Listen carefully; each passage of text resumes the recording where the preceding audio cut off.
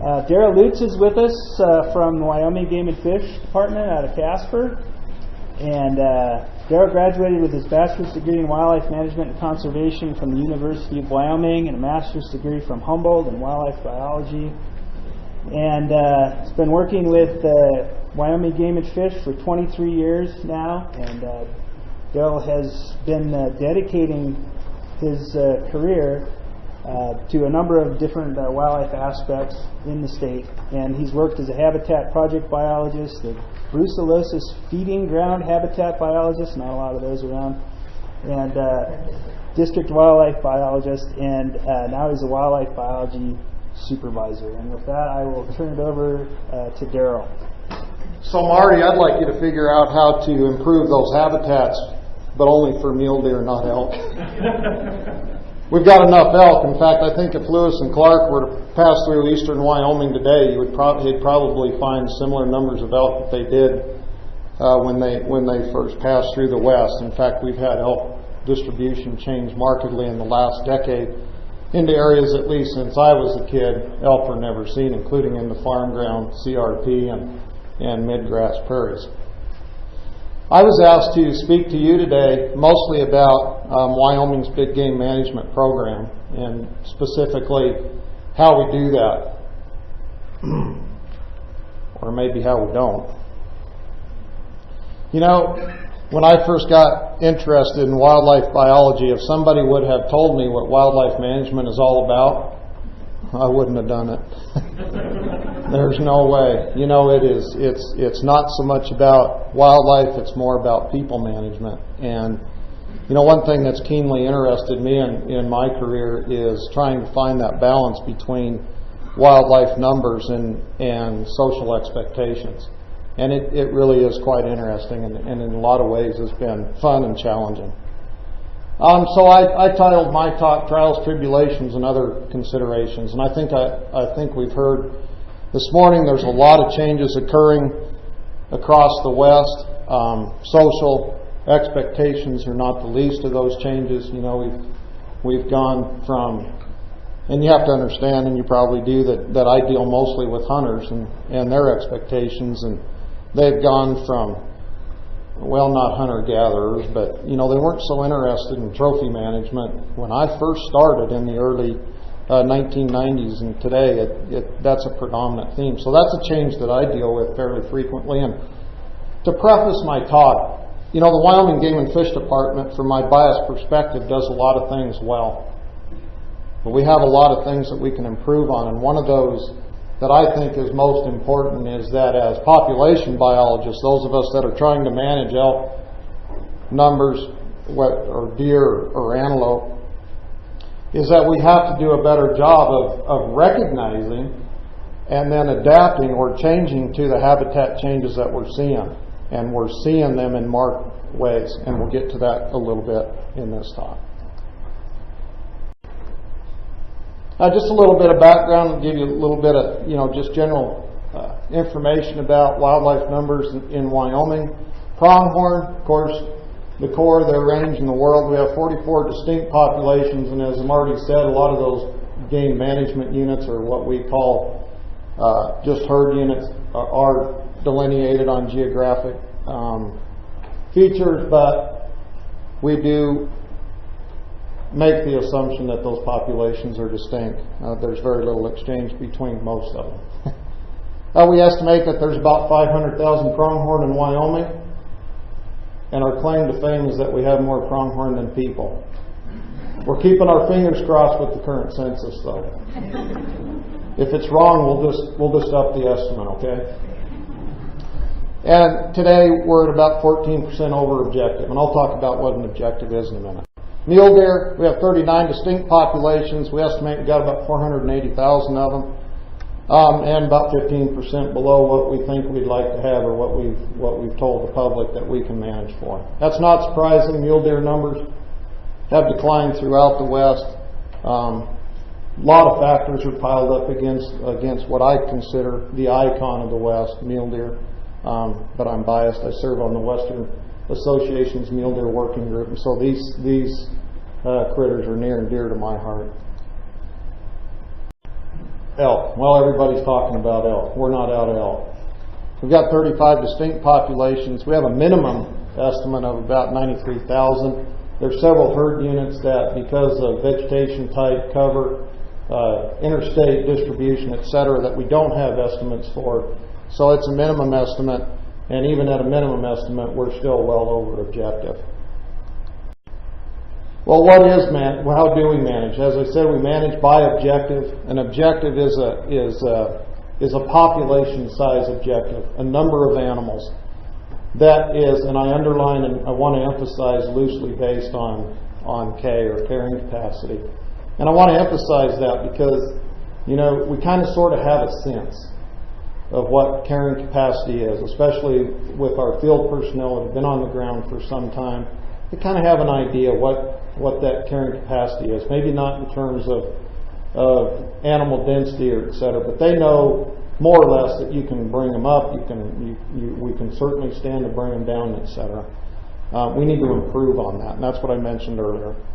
An objective is usually a compromise between recreationists and depredation concerns, damage to livestock, crops, and et cetera. The objective is agreed on by the department, the public, landowners, and our federal land management agency partners. We try to estimate population size. It doesn't make any sense to manage to a population objective if you don't have some sense where you are population size-wise. Using change in ratio models. With pronghorn, we also anchor those models with independent line transect estimates, which is about as good a science as we do in terms of population estimates. Many of us that use population models on a day-to-day basis aren't real comfortable with them.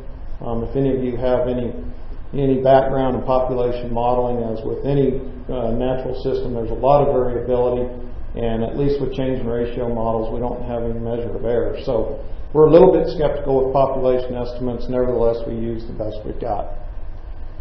Sex and age ratio data for those estimates are collected pre or post-season, pre-season for pronghorn, post-season for deer now.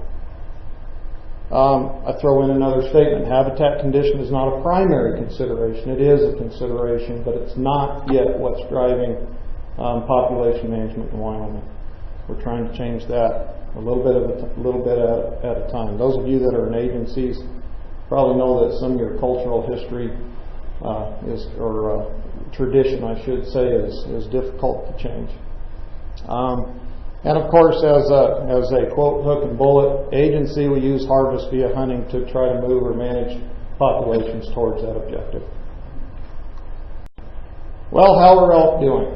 I took a lot of these quotes from my counterparts throughout the state as we provide our Game and Fish Commission with some sense how the hunting season's going to go. And these are quotes for this hunting season that we're right in the middle of. Several years of sustained population growth. I read that and went, duh. Opportunity for a great hunt. Absolutely. The 90s and the early 2000s are what the 50s and 60s were for mule deer. How long we're going to ride that wave is going to be interesting to see. Numbers remain high and continue to increase. Quality of bulls remains very high, even in our general licensed public land areas. That holds true. These are the good old days for elk hunting, and etc. We've seen a 66% increase in elk numbers, estimated as 66% increase in the past 30 years.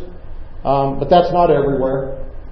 In northwest Wyoming, we do have some herds that are showing reduced herd productivity and are seeing reductions in both antlered and antlerless harvest. Management with harvest is not always easy. It seems like you ought to be able to estimate a wildlife population size, determine whether or not you're above or below objective, and adjust hunting seasons appropriately, and after at least a few years get there. Well, I've been doing this for 25 years and I don't know that I've ever done it yet. And part of it is because there's a lot of factors just with hunting, not to mention habitat changes and etc., that make it extraordinarily difficult. Hunters anymore, especially elk hunters, are getting like Mark Fowden in that upper 50% mortality thing that you mentioned earlier. Getting older, it's the majority of hunters today, and especially with an elk, they're less willing to hunt harder to kill them. So our harvest rates haven't increased. They certainly haven't increased in proportion to license availability. When I was a kid, access to private land was pretty easy in eastern Wyoming and throughout probably most of the West. I grew up in Colorado, started hunting there, and I can remember going to almost any landowner asking for permission. They told you, well, go ahead, leave the gates as you found them and have fun. That isn't the case anymore. So access to private lands, and we've heard a little bit about behavioral changes in wildlife, and believe me, it is quite true with elk. Not just with dietary changes, but you can dang sure change their distribution in a big hurry with hunting pressure. They know where those refuges are, and they're typically on private land. Changing class of landowners. It's not the old ranchers that are hanging on to multi-generational ranches anymore. In Wyoming, at least, and I would suspect in other parts of the West, it's what we refer to as non-resident landowners. Landowners who are interested in large ranches for their recreational use. And most of them, by the way, are really interested in having more elk. Makes it even more difficult.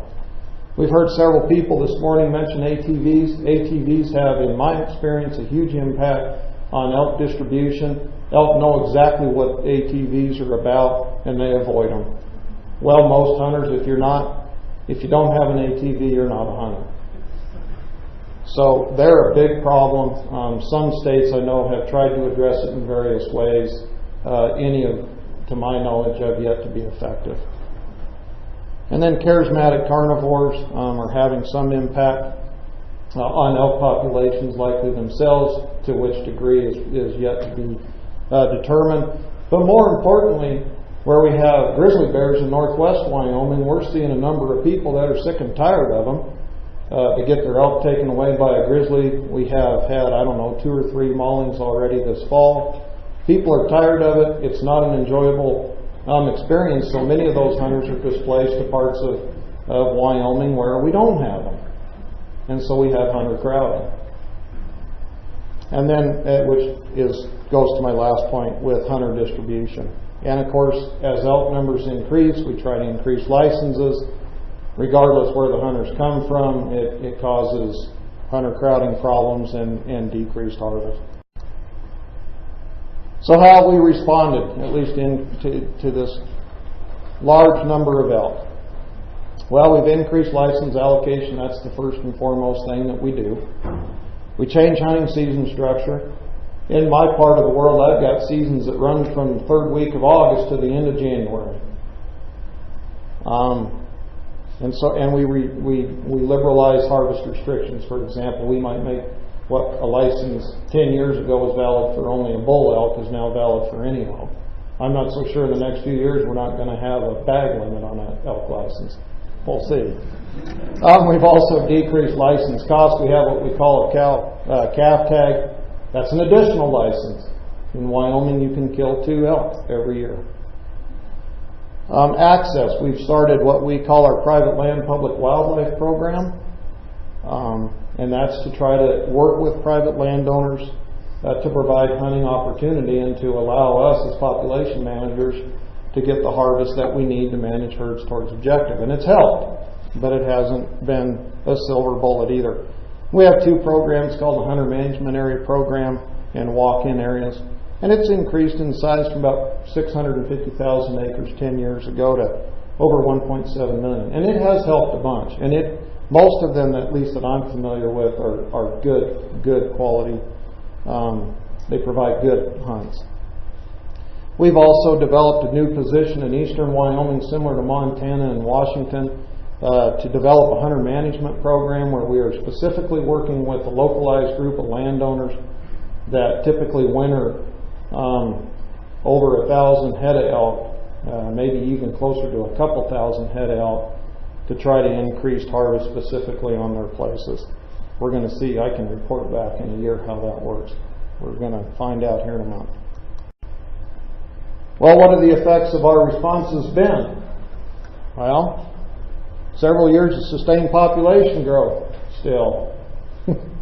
Numbers remain high and continue to increase still. remarkable numbers of elk, and good hunting success. And elk continue to pioneer into new areas. As I said at the onset of my talk, we're seeing elk pioneering into eastern Wyoming, into our midgrass prairies, and into those pine ridge or pine-covered ridge escarpments in far eastern Wyoming. Heck, we've even had Nebraska a little bit, I think, happy with us that we've got elk pioneering into western Nebraska. Increased depredation and conflict, which of course contributes to deteriorating land support for elk. Can't hardly blame them in a lot of cases, but we do enjoy outstanding hunter support. Yeah, so there's always a positive side. And increased competition with other important species, and for me, I emphasize mule deer, but there's others, of course. Harvest trends over the last 30 years, we've increased harvest by 32%. Hunter success has increased to 34%. Wow. A third of every hunter kills an elk. It's not real good. I mean, that goes to a lot what we talked about earlier with aging, hunters getting older and accessing, etc. And hunter effort has declined, which is evident of an increase in population. Habitat considerations, of course, and as I said earlier, we need to do a better job of considering habitat changes with all species. This isn't specific; these comments aren't specific just to elk, but at some point, we're going to reach K. We haven't done it yet. We're still seeing herds pioneering, expanding, growing, and etc. As you've seen, we still have habitat improvement efforts, but they are complicated by other species management. For example, sage grouse core areas, lynx, and others. And habitat improvements need to continue. And Marty, really, if you can get it figured out how to improve habitats for mule deer and not elk, we need to do that. That'd be great. Habitat improvement, especially in aspen, is necessary, but it's a double-edged sword. As many of you know better than I do, that when you improve aspen stands, oftentimes it doesn't result in a desired outcome because of elk. This is an aspen improvement project that was done in the past few years just south of Casper and Upper Bates Hole. It was done primarily as a watershed improvement project, which you'll see in a moment was successful, but in terms of aspen regeneration, it's pretty tough. And this isn't just a little stand. We've done several treatments in several stands, but we've also got a lot of elk. This stand was only a few hundred feet away from the other one. So aspen professionals, please tell me, it'd be great to know why elk would hammer one and leave another alone. Of course, we need to improve aspen for other reasons. This is a little drainage called Kerfoot Creek. That photo you can't see in the picture was taken in May, and that one in July. Before we did the aspen treatments, this creek was dry by about the middle of June. So watershed restoration is a pretty cool thing. Blue grouse like aspen, and even sage grouse like aspen, especially for late brood rearing habitat. And then, of course, we've got to get a mule deer in there. Well, elk are doing well, as I've said. I pointed out that habitat's not a primary concern with elk at this point. And I say that because we tend to get a little bit more interested in habitat conditions when wildlife populations aren't doing quite so well. And that's part of the reason why I was directed to develop the Wyoming Mule Deer Initiative. And the Wyoming Mule Deer Initiative is kind of sort of a statewide plan, as Alan talked about earlier, for Utah. And it outlined all the challenges that we could think of and strategies to address them to try to improve things for mule deer. And I just wanted to quickly point out that in that initiative, we pointed the finger oftentimes, and it wasn't just me, but a group of biologists and other managers, emphasizing the need to consider habitats. Conserve, enhance, and restore mule deer habitat essential for population maintenance, reproduction, and survival. Through hunting frameworks, manage wildlife populations to sustain productive habitat conditions. One thing that we've done in Wyoming is we have conditioned our public to expect us to manage to objective. And oftentimes we can't do that because habitats have changed enough and populations have declined to the point that we're never going to get to those objectives. So I'll have every opportunity I get, I try to emphasize the word sustain. Let's work on sustaining mule deer populations first, and then we'll consider ways maybe that we can increase them. Monitor deer populations and habitat conditions. And then number 5, I had to throw that in for an esteemed colleague in the audience. I was uneducated when I wrote or helped write this plan, and I said, inform and educate the public. Yeah, that didn't work.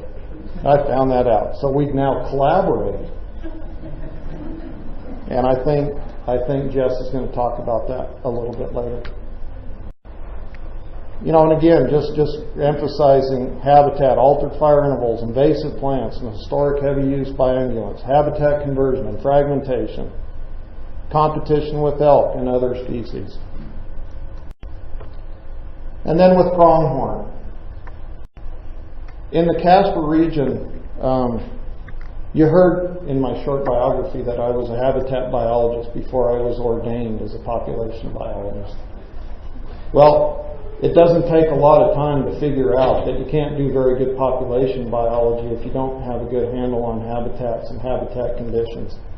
So we've made some attempt, and I think we've been fairly successful in trying to monitor habitats, in this case Wyoming big sagebrush stands on critical winter range, to help us make more informed decisions about future population management, or in other words, how to change hunting seasons to more responsibly manage this particular pronghorn herd in concert with the habitats that we have to work with. And so a few of us in the Casper region got together, developed some monitoring techniques that are very simple. We have limited personnel to do some of this, and we simply measure browse and productivity. Browse being measured as the number of liters, current annual growth, NIP, and productivity, a linear measure of the amount of growth in that same year. And this is the data since 1993. I would ask that you ignore the last 3 years of data. We changed our technique a little bit, and we don't think we changed it for the better. So if you can ignore those last 3 years, you can see that the trends in productivity are typically down. We did go through a severe drought that I argue started in 1987 and that we're still in. And then you can see that browse levels have generally increased. The relationship between productivity and browse is pretty apparent, and at least corroborates the techniques that we're using to measure it. And this is the index that we developed. It's a simple proportion between the amount of browse that we measure to the amount of productivity we measure. And you want, with this particular calculation, to see that trend continue down. Browse decrease and productivity increases. So how have we used it to help us make decisions in terms of population management? As you can see, from 1993 through about 2003, the trend in our condition index was increasing. That was indicating to us that either browse was getting excessive or productivity was markedly low, or both. And so that we need, and in this one, I need to tell you that in this particular instance, we did fecal analyses with livestock. They weren't using sagebrush. And so we were confident that the use on the sagebrush plants we were measuring is from pronghorn. So we started ratcheting up harvest on pronghorn. And you can see that while there's a little bit of lag in the condition index, it appears that the shrubs responded as we would have hoped. And the index is declining. Productivity went up and browse went down. Now I have to tell you that during this time, while I still believe we're in a drought, we've had 3 years of really good productivity due to spring moisture. So I can't take all the credit for the downward trend. And then just to again kind of corroborate this simple analysis technique, we also collect a hedging class for all of the shrubs that we measure on each of our transects. And as you can see, that as the condition index increases, shrub condition gets worse, so does the hedging class. And that's what we would have expected. And then I'm tinkering with what I'm calling the condition threshold, which is just a threshold that kind of standardizes the calculations of the condition index to a threshold based on some agreed upon maximum utilization rate, 35% on shrubs, which some people have said is the maximum a sagebrush, a Wyoming big sagebrush plant can sustain and still maintain plant vigor. And of course you want to see the condition index below that threshold. When it gets above, you need to ratchet up harvest and keep it below. How do we, in addition to making changes to our annual hunting season recommendations, we can use this data and do, again, to consider sustainability and change the population objective accordingly. We need to continue to monitor habitat condition and population size and update that objective every 5 years, again, based on the habitat data, and continue to use it to adjust hunting seasons. There we go.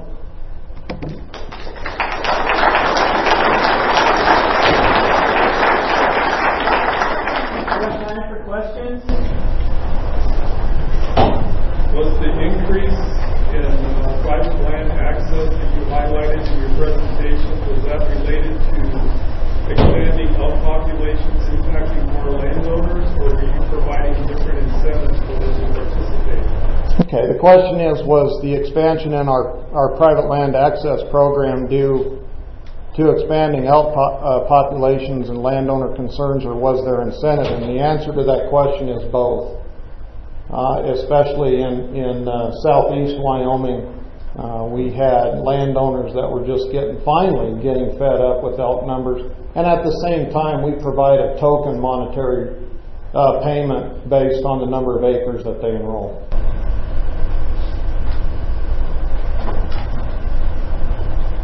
Yes, ma'am. My question relates to the hunter pressure issue. This past weekend I went on hunter patrol, and out of 30 hunters I talked to, only 2 saw elk, and I wanted to know where the elk are. Maybe the only 2 who were on foot and not on ATVs. So they asked me where they are, and I said not on the roads. Since the hunters aren't able to put the pressure on as necessary, are you all considering any other types of management strategies, like culling or introduction of charismatic predators or that hunters protect? Is there any other questions? Well, and I think, let me just rephrase your question because I want to make sure I understand it. Is there opportunity to use other forms of management, including culling and introducing wolves? Or reducing ATVs so that hunters can be more successful? Yeah, and I think I'll address the ATV portion of that first. Other states have tried it, and I think if there's somebody from Idaho that can address that, I'm most familiar, or at least partially familiar with what Idaho has done, and it's been partly effective. We don't have, as a state agency, any authority to do it. So the answer to your question, as far as I know, is I don't know, but I don't think so. It's unfortunate. Culling, we do some depredation hunts at times. Culling is hugely unpopular. Just ask Yellowstone Park if there's anybody left from the 1960s. And then wolves, I'm not commenting. Steve? Just to follow up on her question, the northern segment of the Brooks-Teton National Forest and the Game and Fish got together on a summer travel management plan, which drastically reduced kind of free-ranging forages. And the philosophy we used, the soundbite, was we want this part of the country to be known for its limited motorized access with high-quality recreational benefits to sleep hunting. We used the Starkey studies over and over again with their buffers on motorized routes. We do that at public meetings for 3 years, and we got a pretty damn good summer travel management plan there, which addresses hunting, which limits ATV travel extensively from what it was 2 years. And the Forest Service took it seriously and has doubled it very well. So I give them an A+. Me too. It made a bison hunt really cool. And they were able to get that pretty well without too much really It was good. not, it was 3 years of public meetings for me, because that was the Game and Fish liaison. We just said you can't have your cake and eat it too. Do you want quality elk hunting and a fair number of elk, or do you want to run ATVs and motorcycles everywhere? You can't have them. I think we're going to cut it off there and bring up the next speaker. Darryl will be here again later on to answer additional questions. Thank you. Thank you very much.